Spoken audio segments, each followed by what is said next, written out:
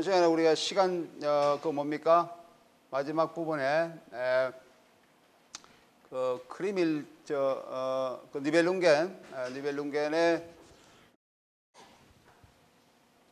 일부 니벨룽겐은 두 가지 부분으로 되어 있다 그랬죠. 여기 나오는 것처럼 니벨룽겐의 서사 구조와 영향 미학을 좀 보면은 전설 속에 난장이적인 니벨룽겐과 그 본문에 가는 영웅의 사실 니벨룽겐 노래, 니벨룽겐 리트라고 그렇게 하죠. 총 39장으로 되어 있다 그러시기. 책은 전체로 볼 때 조금 크게 할까요? 책은 전체적으로 볼 때 규모가 방대한 두 부분으로 나누어 있다 그렇게 했죠. 1부가 지그프리드의 죽음이고 2부가 크리미티의 복수라 그렇게 얘기했습니다. 그래서 지그프리드 죽음이 제1장에 해당되는 것이고 1장에서 19장까지 연으로 하면 1년에서 1142년, 그 다음에 크리미티 복수, 크리미스 락해, 영어로 하면 크리미스 리벤지라고 그렇게 할 수 있죠. 이제 죽음에 관한 얘기가 제2장에 1143년에서 2379년까지 이루어지고 있습니다. 그래서 그 니벨룽겐의 서사적인 연속의 순서를 보면은 지그프리드의 죽음, 도입부 이렇게 쭉 돼 있죠. 그래서 이게 1장에서 19장까지가 1부인데 이 자체가 우리가 내가 다음 시간에 우리 상호 매치세 관점에서 우리가 문학 작품, 특히 문학의 영화로 어떻게 분석할 수 있을 것인가에 대한 이론적 부분을 좀 집중적으로 다루도록 하겠습니다. 지금 보는 것은 우리가 저번에 보았던 문학과 회화의 경계에 대해서 문학이 어떻게 시각적으로 독자에게 말을 건네는 방법으로 이렇게 진행되어 왔는지에 관한 것을 이렇게 보았고, 표현주의 관점에서 어떻게 그렇게 나타나고 있는지 보았습니까? 책의 모티브라든지 또는 몇 가지의 유형들에서 쭉 보았죠. 그 다음에 이제 표현주의 영화에서 나타나고 있는 문학의 영화에서 대표적인 것이 니벨룽겐의 그런 니벨룽겐 노래, 니벨룽겐하고 그 다음에 누굽니까? 모르나우의 파우스트, 이 두 가지에 대해서 같이 보고, 그 다음에 우리가 이 시간 내내 이 한 학기 내내 보고자 할 그 문학의 영화에 대한 이론적인 부분이 상호 매치성 부분에 대해서 아마 다음 시간부터 자세히 보도록 하겠습니다. 상호 매치성 분석을 우리가 행할 때 중요한 것이 그 서사적 관점이죠. 서사적 관점이 어떻게 변하고 있느냐라고 그렇게 얘기를 할 수가 있습니다. 그래서 주제가 우리가 문학과 영화에서는 동시대의 것도 있을 수 있지만은 시대적인 차이가 많이 있는 것도 얼마든지 있죠. 예를 들면 오늘 그 같은 니벨룽겐 프리츠 랑의 니벨룽겐 같은 것은 그 중세 서사 시대의 거란 것을 프리츠 랑의 표현주의 시대에 이렇게 영화한 거니까 시간적 거리감이 상당히 많이 있습니다. 이 시간적 거리감이 많은 이러한 관점을 우리가 어떻게 이해할 수 있을 것인가 라고 얘기를 할 수 있죠. 문학 같은 경우는 해석학적 관점이고, 우리가 영화에서는 그런 해석학적 텍스트의 해석학적 관점이 아니라 매체와 매체죠. 문학의 매체가 영화의 매체로 어떻게 변화하고 있는지, 그리고 그것이 융합, 결합돼서 어떤 형식으로 나타나고 있는지에 대한 상호 매체의 이론적 부분에 대해서 자세히 보도록 하겠습니다. 이론적 부분을 관찰할 때 우리가 또 분석할 때 중요한 것이 그 서사 진행이죠. 서사의 관점에서 우리가 문학적 서사나 영화적 서사, 영화 서사나 문학 서사를 우리가 분석할 때 중요한 것이 서사의 진행 방향에서 핵심적인 역할을 하고 있는 그런 사건이 무엇이고 위성적인 역할을 하고 있는 사건이 무엇인지에 대해서 각각 살펴보는 것이 중요하죠. 그래서 그 핵심적인 관점의 차이, 그 다음에 위성적인 그 관점의 차이, 이런 것들이 나중에 이제 여러분들이 해야 할 일이라고 생각을 합니다. 그래서 여기 보면은 문학에서는 이렇게 있죠. 문학에서는 지그프리드의 죽음이라든지 도입부, 보름수로 가게 되는 이런 것은 중심에게 해당되겠죠. 지그프리드가 어떻게 보름수로 가게 되느냐. 그 다음에 구원하는 이런 것은 중심이 되겠습니다. 여기 나오는 브린힐트를 어떻게 구원하고 있는가. 그 다음에 근트가 어떻게 브린힐트를 아내로 맞아들이고 있는가. 뭐 이런 것은 중심에게 들게 해당되게 되겠죠. 그 다음에 축제에 참석하는 이런 것들 중심에 해당되는 부분이라고 할 수가 있고, 그다음에 이제 그 니베룽겐 보물이 보름스로 옮겨지고 있는 이런 것들도 중심에게 해당되는 부분이라고 할 수가 있습니다. 2부에 나오는 크리밀티 복수에서 구원하는 우리가 훈족의 왕인 그 에첼이 사자들을 브루트 왕으로 보내 크리밀티에 구원하고 있는 관점, 이 혼인의 모티브가 혼인, 결혼, 구혼 이런 모티브가 니벨룽겐에서 굉장히 강하게 두드러기 나타나고 있는 주도적인 모티브라고 얘기를 할 수 있어요. 앞에도 마찬가지로 구원, 여기도 마치 구혼이죠. 결혼하는 이런 부분이 중심에게라고 핵이라고 얘기를 할 수가 있습니다. 그리고 축제에 참가하는 이런 부분들, 그 다음에 이제 니벨룽겐 훈족에 가는 이런 부분들, 여러분의 중심 핵이 되겠죠. 그 다음에 나중에 교회에 모여서 이렇게 이제 전부 다 살해되는 그러한 과정, 이것도 중심 핵에 해당되는 부분이라고 얘기를 할 수가 있습니다. 저번 시간 우리 잠깐 그 뭡니까? 그 지그프리드 죽음에서 그 지그프리드가 그 창에 맞아서 그건 좀 보지 못했죠. 그 부분을 조금 더 보고 그다음에 우리가 저 파우스트 부분으로 넘어가도록 하겠어요. 프리츠랑이 이 니벨룽겐이라고 하는 영화사적으로 독일 영화사적으로 위대한 그런 영화를 만드는 건 사실이죠. 하지만은 프리츠랑이 이제 이 영화를 가지고 좀 비판을 받는 이유 중에 하나가 이 너무 장식적인 측면, 이른바 우리가 지그프리드 크라카우가 얘기하고 있듯이 오나멘트라는 부분입니다. 오나멘트, 장식적인 부분을 너무 거창하게 만들었기 때문에, 예를 들면 뭐 이런 것들도 그 중에 하나입니다. 이런 것도 그 중에 하나죠. 뭐 장례식장이라든지, 아니면 우리가 제일 처음에 보았던 알베르케라고 하는 난쟁이족이 있었죠. 난쟁이족들이 이렇게 쇠사슬에 묶여 나온다든지, 그게 나오는 그 장면하고, 그 다음에 그 지그프리드가 보름스로 크리밀트에게 구원을 하기 위해서 보름스로 가는 장면에서 뭐 그게 나오는 제전들이 양식이라든지 또는 뭐 그 나팔 수도 있잖아요. 나팔수 이런 모습들이 지그프리드 크라카우가 영화 그 책 중에 하나가 칼리갈레에서 히틀러까지라는 그 책이 있는데, 그 책에서도 분석하고 있듯이 이제 나팔 부는 장면, 보름스에서 구인대 나팔 부는 장면하고 의지의 승리에서 나치 군인들이 그 뉴른베르크 전당대회를 시작을 알리는 나팔 부는 그런 부분도 있죠. 이런 부분들이 장식적으로 굉장히 유사하다, 장식층에서 굉장히 유사하다라고 하는 뭐 그런 것도 지그프리드 크라카우가 지적을 하고 있습니다. 그래서 이게 나오는 지그프리드를 마치 히틀러가 앞으로 도래할 것을 미리 선취해서 보여주는 것 같은 그런 것도 있다. 이 영화 속에 많이 깃들어 있다라고 하는 그런 부분들, 이런 것들이 이제 외향적으로 또는 그 문체적인 측면에서 또는 양식 측면에서 비판도 받고 있는 영화 중에 하나가 프리츠랑의 영화입니다. 근데 마침 그래도 그런 것에 대한 암시가 프리츠랑에 있었다고 하더라도 프리츠랑이 마지막에 그 게벨스의 그 제안을 받고 그것을 이제 협조를 하지 않고 떠나게 됐죠.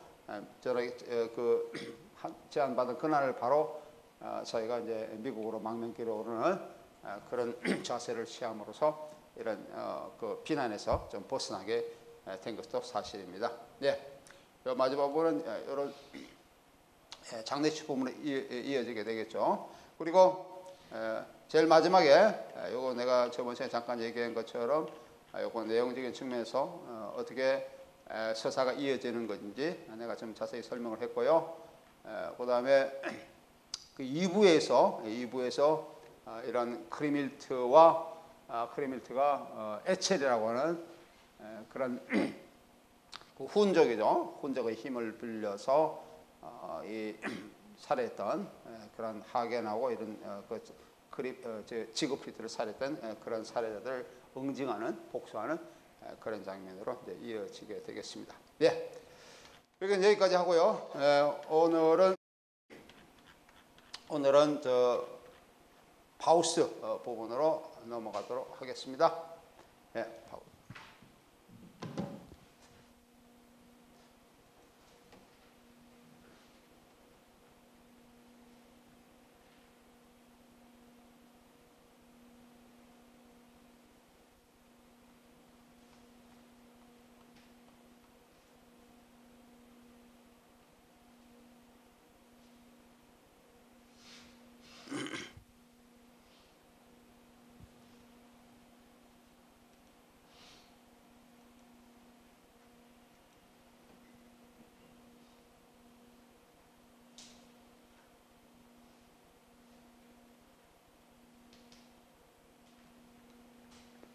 예, 파우스트, 게세의 파우스트와 모르나의 파우스트를 비교 분석해 보도록 하죠. 표현적 파우스트, 표현적 영화가 되겠습니다. 앞에 봤던 것은 프리츠랑, 니벨룽겐. 오늘 보게 되는 것은 지금 여기 보게 된 것은 모르나우의 파우스트가 되겠습니다. 둘 다 독일의 문학을 대표하는 그런 작품이라고 얘기할 수 있고, 이런 작품이 이제 표현적 시대 때 나타났다고 하는 것, 이런 것들이 소위 이른바 독일을 하면 코스튬 필름이라고 얘기하고 있는데, 코스튬 필름, 역사적인 일반 역사 영화죠. 역사적인 어떤 사건을 다루는 역사 영화가 그 시대의 그런 의복, 장식 이런 것과 같이 동반해서 나타나고 있는 그런 영화를 우리 보통 코스튬 영화를 하는데, 이것도 코스튬 영화의 하나에 해당되겠습니다. 주로 촬영과 편집에 기반하는 프랑스의 인상주의 양식과 대적으로 독일 표현제는 장면화에 크게 의존한다. 장면화, 그죠? 표현의 의도에 따라서 형태는 비현실적으로 왜곡되고 가장되기도 한다. 배우는 자주 진한 분장하고 갑작스럽게 또는 불규칙하게 동작하고, 무엇보다 중요한 것은 장면을 이루는 모든 요소들이 전체 구성을 위하여 회화적으로 상호작용을 한다. 이 몰라는데 세팅 속에 있는 것이라 그와 함께 시각적 요소를 보여주고 있다라고 이제 표현적 요소의 특징에 대해서 조금 얘기를 할 수 있고, 표현적 후기 작품 중에 하나인 이 파우스트를 마지막으로 이제 파우스트는 모르나우의 작품인데, 모르나우가 1927년에 이제 독일을 떠나게 됩니다. 독일을 떠나서 떠나는 이제 이유 중에 하나가 그 헐리우드, 미국의 헐리우드의 초청을 받아서 이제 미국으로 건너가게 되는 거죠. 그래서 이제 25년 6년을 마치고 미국으로 가서 미국에서 27년에 미국에 건너가서 첫 작품, 모르나의 첫 작품인 선라이즈라고 하는 일출, 선라이즈라고 하는 그런 영화를 만듭니다. 선라이즈는 아마 모든 걸 우리 흔히 우리나라도 1920년, 30년대 모던보이라고 그러죠. 모던보이. 그러니까 우리가 현대되는 시기에 어떤 대표적인 남성상, 모던걸은 우리가 현대화된 그 흔히 모던 시기를 대변하고 있는 대표적인 여성상, 모던걸이라고 그렇게 얘기하고 있는데, 모던걸을 보여주고 있는 아마 최초의 영화가 선라이즈가 아닐까 그렇게 생각을 해요. 이 모던걸의 선라이즈를 보면은 한 여자가, 이 모르나우의 작품이에요. 한 여자가 한 도시에 사는 현대적인 여자도, 그 당시에 1927년도 영화입니다. 도시에 사는 현대적인 영화가 휴양지로서 어떤 농촌으로 이제 가게 되는데, 그 농촌에서 가서 농촌에 있는 아주 단란한 가정을 아주 뭐 조촐하지만 단란한 가정을 꾸리고 있는 그 농부의 가정에 이제 접근을 하게 됩니다. 근데 그 아주 부부가 어린아이를 하나를 이제 데리고 사는 아주 단란한 가정인데, 가서 그 농촌의 남자죠. 도시 여자가 남자를 유혹하는 영화예요. 그래서 선라이즈라고 하는 거죠. 그 유혹함으로써 뭐라 그럴까요? 자기 이제 도시로 데려가는 거죠. 농촌에서 도시로 데려가서 이제 그런 것이 나타나고, 특히 그 밤의 묘사 장면, 그 선라이즈의 밤의 묘사 장면들, 아니면은 여성이 자기와 같이 도시를 가자고 농촌 남자를 유혹하면서 그 주문하는 게 있어요. 요구하는 게 있는데, 요구하는 게 뭐냐 그러면은 아내를, 당신 아내를 죽이고 살해하고 나와 같이 도시로 가자라고 하는 그런 제의를 합니다. 아주 무시무시한 제의를 하는데, 이 무시무시한 제의를 남자가 받아들여요. 이 여자의 유혹에 빠져서. 근데 이제 그걸 배를 타고 호숫가에서 자기 아내를 살해하러 가려고 하는 그런 것이 그 프레시 포워드로 이제 비춰지는 그런 장면들이 나와요.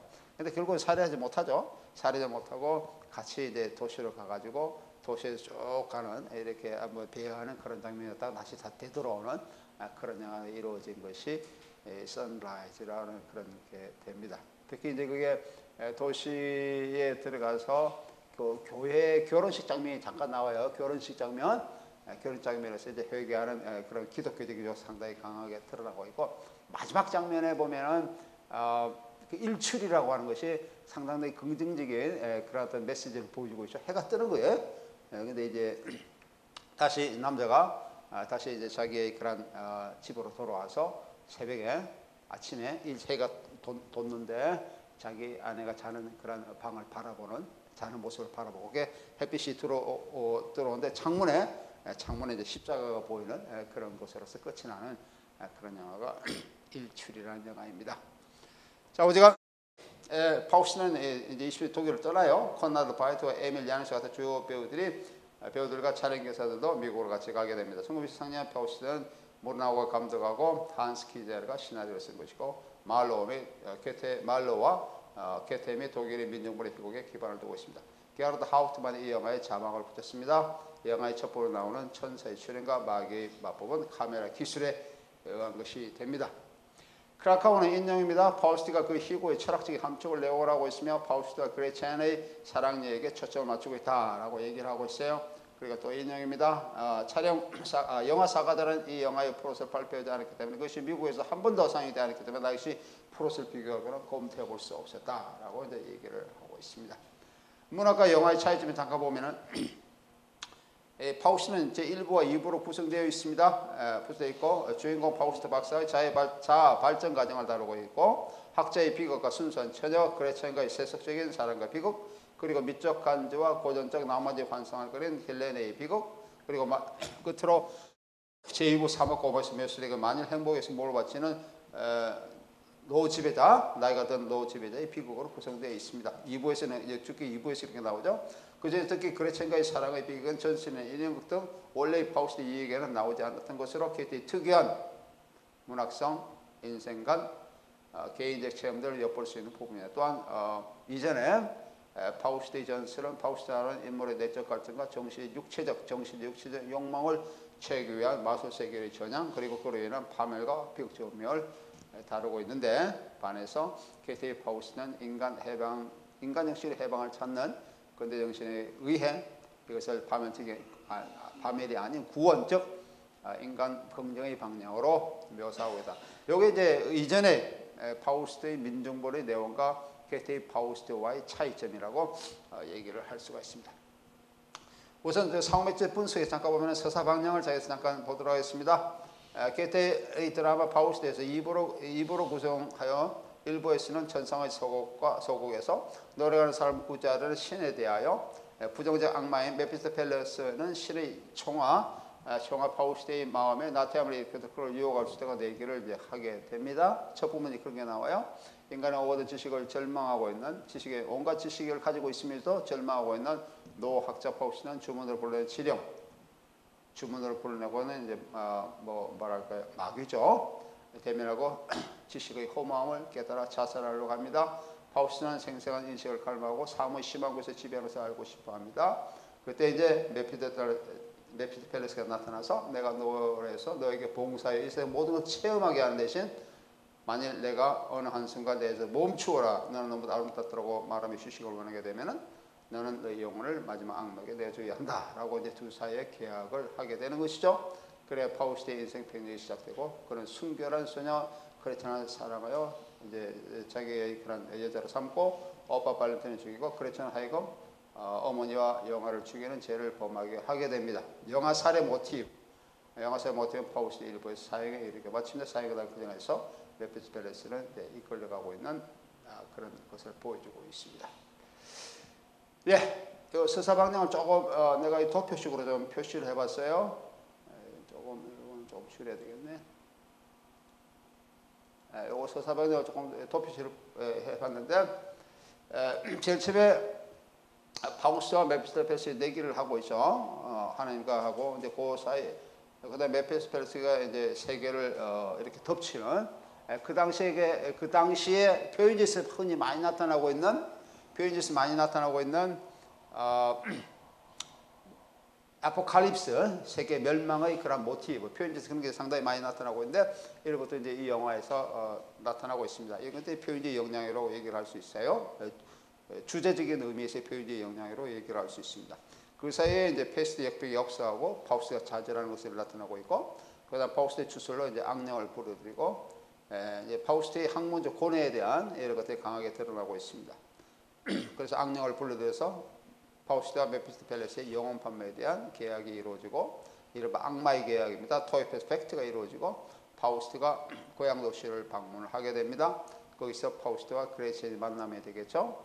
그래서 파우스트와 그레첸의 사랑이 이제 이루어지고 또 영화 살해 이제 그레첸이 아기를 낳게 됩니다. 아기를 낳게 된 그것에 대해서 영화 살해를 하게 되고 그래서 이제 어머니도 죽게 되죠. 그래서 자기 오빠도 죽게 된 발렌트 오빠도 죽게 되고 그래서 이제 그레첸이 이제 화형에 특히 영화 살해자로 화형에 이제 처해지고 그레첸이 죽음에 이르는 그 과정에서 그 계약이 악마의 계약이 다시 말하면 파우스트가 다시 그 젊음이 다시 이렇게 이제 뭐랄까요 자기 본 모습으로 돌아와서 악마의 계약이 파괴되고 순수한 사랑 이른바 리베라고 하는 순수한 사랑의 승리를 거두는 이런 것으로서 파우스트 일부가 이루어져 있습니다.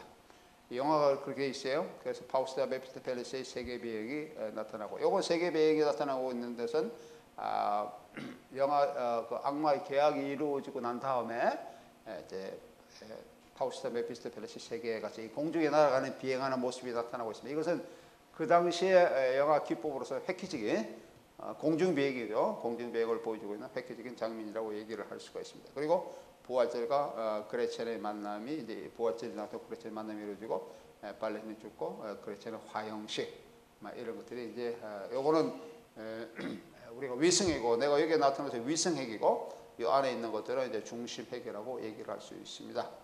중심 위승핵에 관해서 내가 다음에 조금 더 설명을 다음 시간에 이론적인 부분을 대할 때 좀 더 자세히 설명을 하도록 하고 파우스트의 시작을 같이 한번 보도록 하겠습니다.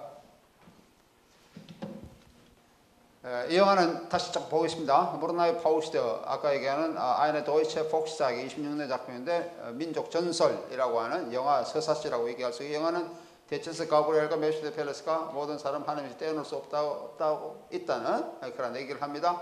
파우스트가 영혼을 놓고 내기를 시작하게 되고 악마의 계계로 파우스트가 세상을 엄습하자 파우스트는 페스트가 세상을 엄습하자 파우스트는 세상을 구하게 하나님 기도하고 페스트 지름을 찾고자 하지만은 기도로 인한 아무런 도움을 얻지 못하고 자신의 지식의 한계를 느끼게 되며 좌절하게 된다. 이건 좀 이따 또 보겠어요. 좌절하는 모습. 이로 인해서 파우스트는 악마의 주술을 불러내면서 자신의 영혼을 대가로 악마 메피스토펠레스와 이른바 악마의 계약을 하게 됩니다. 토이페스 팩트. 그 계약으로 인해서 파우스트는 영원한 젊음과 세상의 부를 얻게 되겠죠. 부활절의 종소리와 함께 젊음을 되찾은 파우스트는 부활절 교회에서 순결한 처녀 그레첸을 만나게 되고 그래서 그녀의 집에 찾아가서 유혹을 합니다. 파우스트는 메피스토펠레스의 관계에 빠져 전쟁에서 막다로운 그레첸 오빠 발렌틴을 죽이고 도망하게 되죠. 파우스트에서 이제 아기를 갖게 된 그레첸은 추운 겨울날 가태하는 아기를 죽이는 영아 살해의 죄를 범하게 됩니다. 이 영아 살해 모티브는 에우리피데스의 이거는 고대 그리스의 비극 작가죠. 에우리피데스의 메데아라고 하는 작품이 있습니다. 이후로 독일 문학에서 및 유럽 문학에서는 마찬가지입니다. 자주 등장하고 있습니다.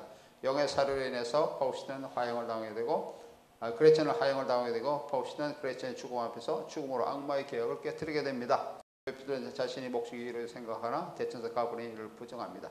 파우스트와 그레첸의 순수한 사랑 이른바 디 에히테 리베라고 하는 거죠. 순수한 사랑 또 디 라인의 리베라고 그렇게 할 수 있습니다. 사랑이 맵스의 관계를 무너뜨리게 됩니다. 게티 드라마 파우스트를 보면 다음과 같은 헌사로 시작합니다. 하지만 이게 영화에는 나타나고 있지 않아요. 헌사 잠깐 보겠습니다. 유명한 부분인데 헌사. 너희들 다시금 다가오는 거라. 아물대는 자태들아. 일찍이 내가 흐릿한 눈 앞에서 나타났던 너희들 이번에 어디 단단히 붙잡도록 해볼까? 내 마음 아직도 그 환상에 집착하고 있는 것일까? 너희들 마구 내달려오는 거 그럼 좋다. 마음대로 하렴.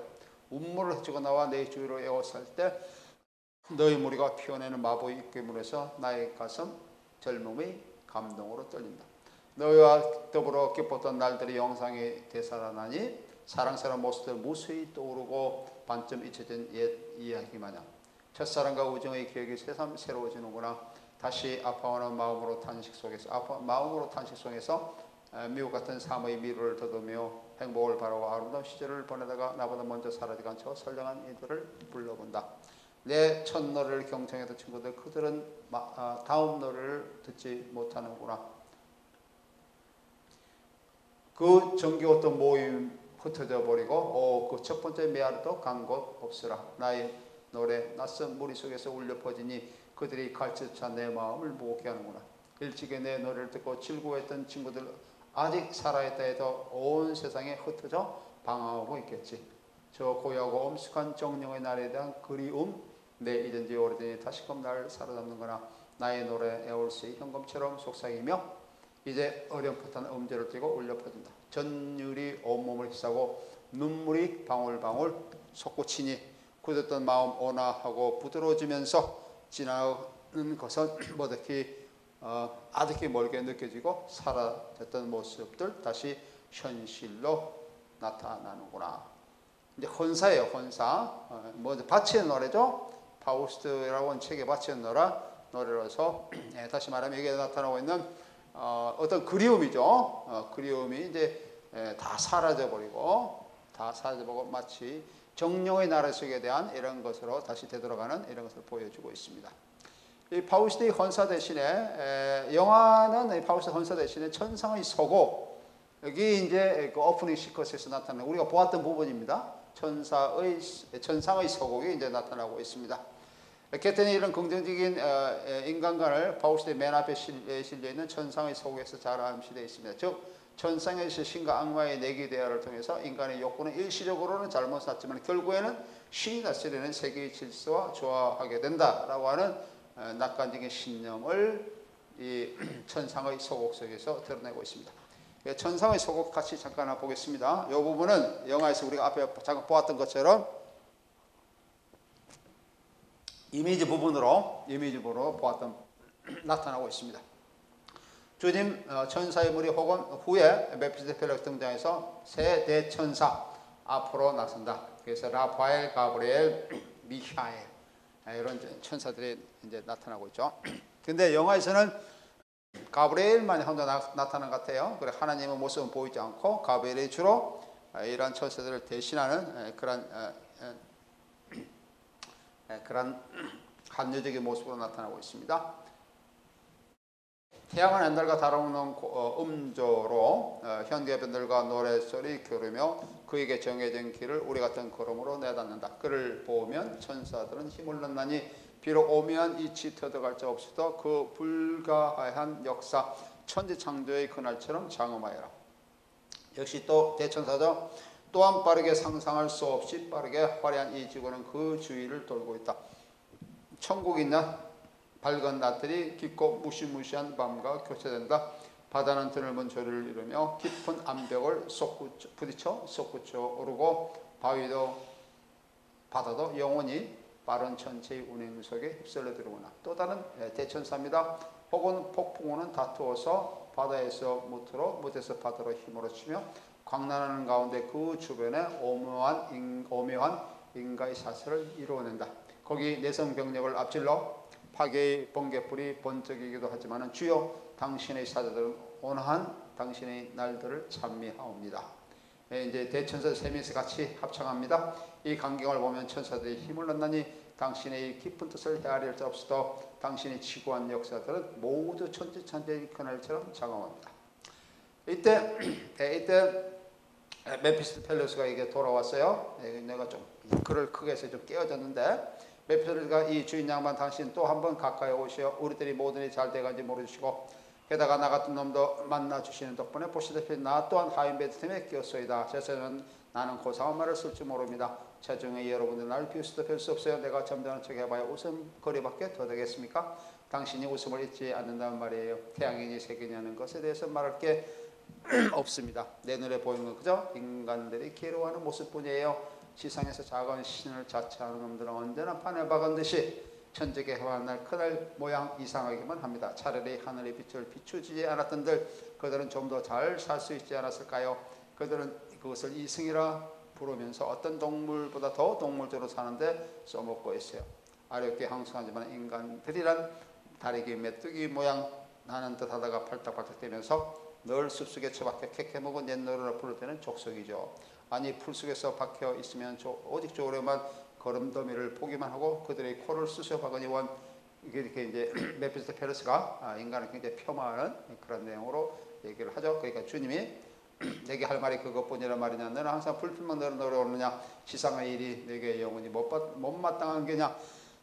메피스토펠레스가 물론입니다. 늘 그렇지만 내 보기에는 아주 지독한 것입니다. 인간들의 비참한 꼬라지가 하도 딱하여 나 같은 악마도 극한의 놈을 괴롭히고 싶지 않다니까요. 그 주님이 내가 파우스트한 자를 아느냐. 그 박사 말인가요. 나의 종이니라. 옳거니 그 자는 독특한 방식으로 당신을 섬기고 있죠.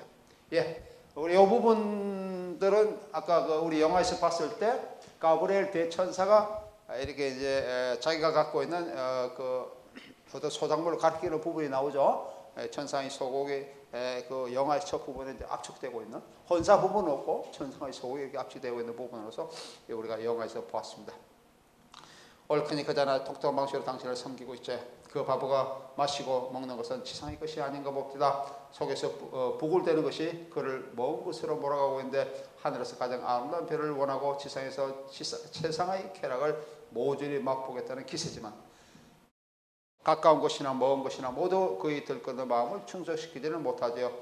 그러니까 이제 주님이 그가 지금은 혼미한 가운데 날 섬기고 있지만 내 멀지 않아 그를 푸른 밝은 곳으로 인도할 것이니라. 정원에서도 나무가 푸르러지면은 꽃이 피고 열매가 열릴 것임을 알게 되는 법. 앞에 소리가 내기를 할까요? 당신은 결국 그 자리에 이르고 말 것입니다. 허락만 해주신다면 그 녀석을 슬쩍 나의 길로 끌어내리리이다. 그가 지상에 살고 있는 동안에는 내가 무슨 유혹을 하든 말리지 않겠다. 인간이 노력하는 방황하는 법이니까. 이 부분은 그 파우스트의 그 주제가 되는 부분이죠.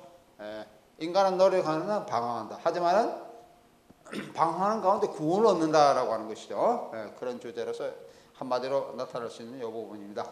메펠레스를 곱습니다. 사실 난 죽을 놈들과 상대하는 걸 좋아하지 않습니다.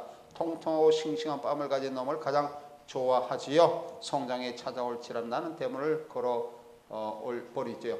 고양이가 죽은 지를 싫어하는 것처럼 말한다. 그럼 좋다. 내 재량에 맡기겠다. 너희 영혼을 그 눈에서 끌어내요. 만일 그것을 붙잡을 수 있다면 어디 너희 길을 유혹하여 이끌어 보려라. 하지만 언젠가는 부끄러운 얼굴로 나타나 그렇게 고백해야 되리라. 착한 인간은 비록 어두운 충동 속에서도 무엇이 옳은 길인지를 잘 알고 있더군요. 라고 그렇게 얘기를 할 것이다. 웹스터가 아무도 없습니다. 오래 걸리지 않을 것입니다. 내게 대해서는 전혀 걱정하지 않아요. 가슴이 터지도록 승리의 노래를 부르게 해주세요. 녀석은 먼지를 처먹게 될 것입니다. 그것도 개걸스럽게 우리 아주머니 뻘대는 저 유명한 뱀처럼 말입니다. 내가 이긴 다음에라도 얼마든지 찾아오더라. 나는 너희 같은 무리들을 미워한 적이 없으니 부정을 일삼는 정령들 중에서도 너희 같은 익살꾼들은 조금 더 짐스럽지 않구나. 인간의 활동력은 너무 쉽사리 느슨해져 무조건 내게 시기를 좋아하니 내 그들에게 적당한 친구를 붙여주고자 합니다. 그들을 자극하고 일깨우도록 악마 역할을 다하거라. 그러나 너희들 진정한 신의 아들이다. 생생하고 풍요로운 아름다움을 향유하도록 하여라. 영원히 살아서 작용하는 생성의 힘이 사랑의 울타리로 너희를 둘러싸라. 이 부분도 그 생성의 힘이 사랑의 울타리로 둘러싸라. 이 부분도 이제 파우스트 1부에 또 2부에도 이어지지만 1부의 마지막 부분에서도 이 사랑의 힘이라는 부분이 주제적으로 나타나고 있습니다. 그리고 이리하여 아물되는 자태로 혼내될 거는 것이 영원히 지식되는 생각들로 정착되리라. 하늘에 닫히고 이제 대천사가 흩어집니다. 파우스트의 그런 작품에서 그렇게 나타나고 있어요. 그래서 메피스토펠레스 혼자서 대대로 나는 저 노인을 만나는 게 즐거워. 그래서 사이가 나빠지지 않도록 조심을 하지. 위대한 죄를 주고 너무 인정이 많아 나 같은 악마에게도 인간적으로 대해주니 말이야. 예, 이 부분인데 여기 우리가 앞에 보았던 부분이에요. 그래서 이제 우리가 영상으로 조금 더 다시 한번 더 보도록 하겠습니다. 이 세상 소유가는 논쟁에서 천사 메피스토펠레스 내기를 하게 됐고 역병의 모티브는 파우스트가 메피스토펠레스 계열을 하게 되는 주도적인 모티브와 직접적인 연관을 갖게 됩니다. 그 여기 유명한 내가 하나 얘기하는 거예요. 비극 제1부의 초로의 파우스트 박사가 밤에 서재에서 혼자 한탄하는 장면으로 시작하고 있습니다. 밤의 장면에서 그는 우주 일체의 가장 깊은 진리의 본질을 규명하고자 철학, 복학, 의학, 신학 등 인간의 지혜가 미칠 수 있는 모든 학문에 통달하였으나 목적하던 우주의 본질 규명에는 저까지 못했음을 한탄하고 있는 부분이죠. 이처럼 파우스트는 우주의 본질, 인간 존재의 근본 의미를 파괴해버리는 학문의 노력에 대해 전면적인 회의에 빠지면서 새로운 충동을 느끼게 됩니다. 그는 원래 양면적인 충동을 소유한 인간으로서 정적이고 관념적인 학문세계에 대한 회의는 그를 동적이고 실제적인 현실 세계로 향하도록 하게 됩니다. 영화 파우스트에서 이 밤의 시퀀스는 자신의 속에 있는 모든 책을 불태워버리면서 성경을 함께 불빛을 내던지는 것으로 묘사가 되고 있습니다. 아까 조금 전에 봤던 밤의 장면이라고 그렇게 얘기를 할 수 있습니다. 무르나이 파우스트 박사는 바이마르 공화국 시대에 변형된 영웅으로서 원형적인 독일인이자 미친 과학자, 바이마르 공화국 시대의 이런 미친 과학자라고 하는 그런 소재 또는 모티브도 많이 작동하고 있죠. 미친 과학자로서 기능을 하고 있습니다. 예를 들면 그 로트방, 맵스터 팰리스의 로트방 이런 사람도 여기에 해당될 수 있습니다. 이는 1920년대 병적인 낭만주의와 테크놀로지의 사례점의 과학적인 이미지와 같은 그런 묘사를 하고 있습니다. 문화로부터는 밤을 잠깐 내가 한번 읽어보겠습니다. 밤, 이 장면입니다. 높은 아치형 천장의 비좁은 고딕식 방, 파우스트 불안하게 책상 앞 의자에 앉아 있습니다. 파우스트, 나의 철학도 법학도 의학도 심지어는 신학까지도 온갖 노력을 다 기울여 철저히 공부했다. 그러나 지금 여기 서 있는 나는 가려는 바보 전부 다 똑똑한 것이 하나도 없고, 이 부분은 상당히 독일 문학에서 은혜에서 그래 시작하는 유명한 부분이에요. 바보의 장면에서 파우스트가 한탄하고 있는 부분입니다. 석사니 박사니 허울전 이름만 들으면 그럭저럭 10년이라는 세월을 내 학생들이 코를 끌고 다녔을 뿐 우리가 아는 게 하나도 아무것도 없다는 것을 깨닫고 보니 내 가슴은 거의 터질 것만 같다. 하기야 박사님, 석사님, 문필가님, 목사님은 온갖 멍청이들보다 현명한 편이지 나는 회의나 의욕 따위는 괴로워하지 않고 지옥이나 악만 따위는 두려워하지 않으니까 그 대신 모든 즐거움은 사라져 버리고 무언가 올바른 것을 알았다는 자부심도 없으며 인간을 선다고 개선시키기 위해 그럴싸한 걸 가르칠 자신도 없구나. 그렇다고 재산과 돈이 있는 것도 아니니 이 세상의 명예나 영화도 누리지 못하니 개라도 더 이상 이 꼴로 살기를 원치 않으리라 하여 나는 마법에 몰두하였다. 정령의 힘과 말을 빌려 많은 비법을 알 수 있지는 않을 것이다. 그리 되면 더 이상 비슷한 풀려가며 나도 모르는 걸 찌꺼릴 필요가 없을 것이니 이 세상을 가장 내밀한 곳에서 통과하는 힘을 알게 되고 모든 자기원과 그들을 통치하면서 더 이상 마을의 소매상을 버리지 않아도 될 것이다. 이 부분이 유명한 게스트 파우스트 원작에 나오는 밤의 부분에서 한탄하는 장면이 되겠습니다. 이 한탄의 장면이 밤의 장면을 전환점을 해서 이 밤에서 게테가 아까 영화에서 나가는 장면 있죠. 나가서 이제 지령, 마귀를 불러냅니다. 마귀를 불러서 소위 그 유명한 그 토이페스 팍트라고 하는 마귀와의 계약을 하게 되죠.